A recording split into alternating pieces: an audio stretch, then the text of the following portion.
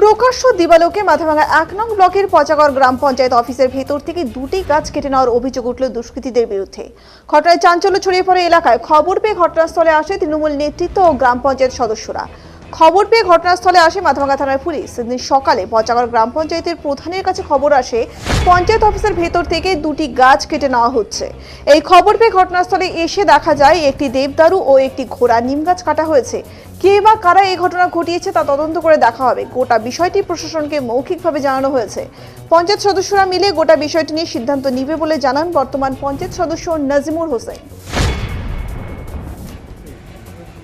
সময় মূলত 8টা থেকে 8:30টার দিকে প্রধানের ওখানে ফোন আসে যে অঞ্চলের ভিতরে দুটি গাছ আছে, একটা দেবদারু এবং একটু ঘোড়া নেই। কে বা কারা প্রকাশ্য দিবালোকে কেটে নিয়ে যাচ্ছে। স্থানীয় লোক ফোন করে, কিন্তু চিহ্নিত করতে পারেনি যে কারা আসলে গাছটা কাটছে। এখন আমরা এসে তদন্ত করে দেখি যে সত্যিকারে গাছগুলো কাটা। এখন বিষয়টা নিয়ে আমরা প্রশাসনের দ্বারস্থ হব এবং আমাদের সিসিটিভি রয়েছে, আমরা ফুটেজ চেক করে দেখব কে বা কারা এই সমস্ত ঘটনা ঘটল। আজকে কি অফিস বন্ধ?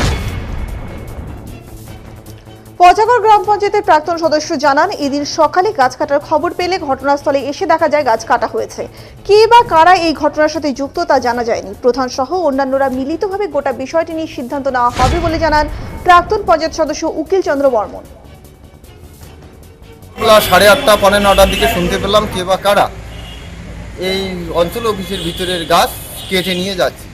তো আমি তাড়াহুড়ো এসে দেখি সেখানে গাছ টাছ কিচ্ছু নেই, সব কিছু উধাও হয়ে গেছে।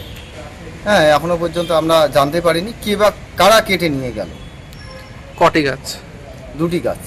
গাড়ি ঢুকানোর জন্য কিছুদিনের জন্য কাজ চলাকালীন সেটা খোলা আছে, মানে সেদিক দিয়ে নিয়ে গেছে। সেদিক দিয়ে নিয়ে গেছে। ভেতরে দেখা যাচ্ছে সিসি ক্যামেরাও রয়েছে।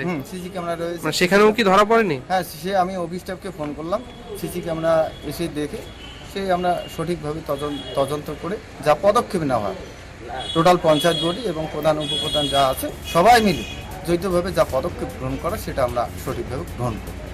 কারণ হলো